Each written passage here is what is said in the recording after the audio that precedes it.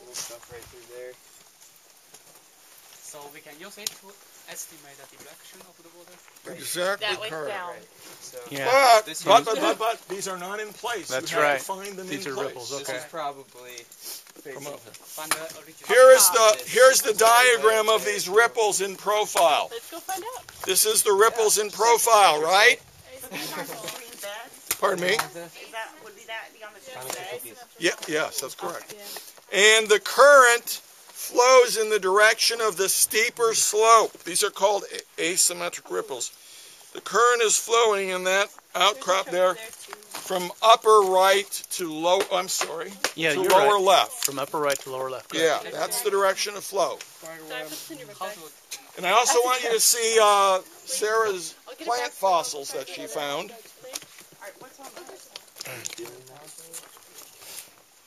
Okay. Can you post the video later, Mick? Yeah, it'll be on YouTube within 6 months. Don't worry. Everything. So bad. Yeah, I'm sure you did.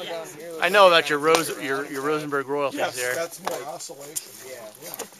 Down here are ripples that are more ambiguous in terms of the direction of current flow. These are oscillation ripples here, and as Justin correctly interprets, the water is it's not flowing in one continuous direction here. It's sort of eddying around.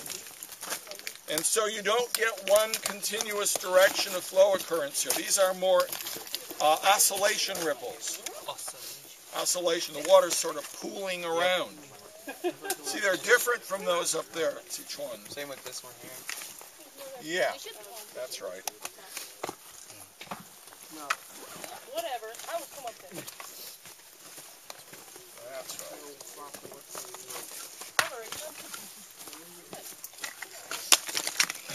Did you all see Sarah's fossils? No. Her fossil wood? Where'd that piece go to? Oh, you didn't throw it away, did you? No, I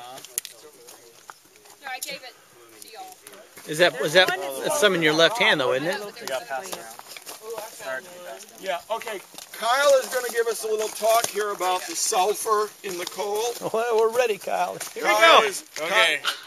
You know that Indiana coal is sulfur rich, and that's what causes acid rain, and that's why Indiana is fighting the EPA regulations. They don't want the federal government to tighten up the regulations on coal burning because Indiana coal is sulfur rich. It releases that sulfur into the atmosphere, and it forms a sulfuric acid, which causes sulfur rain. But Kyle's going to explain why Indiana coal is sulfur rich. So Kyle, go ahead. Basically because, as far as I understand it, the coal was deposited in a swamp area, which would be brackish water, and then it gets the sulfate from the ocean water, and then there would be... Let's stress that point. Yeah. There's not only sodium chloride in seawater, there's not only calcium ions in seawater, there's not only magnesium, but there is sulfur dioxide, oxidized sulfur that's floating around in seawater. It's dissolved in seawater. Go ahead. So then there's so much sulfur in the coal now because I would guess because there would be a lot of bacteria, sulfur-reducing bacteria that was in the region now. Right. That's right. And then they deposited a bunch of elemental sulfur. They reduced the elemental sulfur to... they reduced the sulfate to elemental sulfur. That's right. And it got deposited with the coal. That's right. Exactly correct. Okay. Now, that's why Indiana coal is sulfur rich, because it was deposited in brackish water. You go out west to Montana and so forth, Cretaceous coals, younger coals, much lower in sulfur content, much lower. And that's because that coal was deposited in fresher water.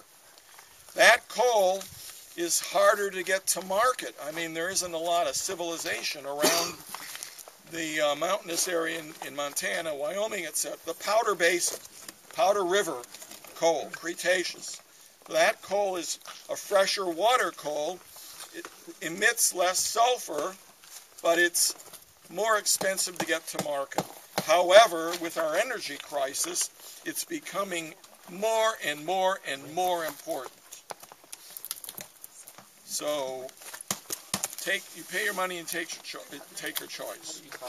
Either the expensive Powder River Basin coal, which is expensive to get to market, or this coal, which is cheap and which is polluting coal. Okay? We need to spend just a few more minutes here, then I got to show you something by the road, and then we got to have our lunch, and we got to go down to the Mississippian. Can you all look at a fresh chunk? Why doesn't somebody take a fresh, beautiful chunk of the sand back with us? Somebody chop off a fresh chunk of sand so we can take it back with us. G35 students, what facies is this sand? Oh, you probably don't remember. I'll tell you. It's a sub-gray wacky, it's called. Sub-gray wacky or deltaic facies. Sub-gray wacky. Somebody get a fresh chunk of that sand and let's take it back. I want to be able to study the characteristics back home. Sub-gray wacky.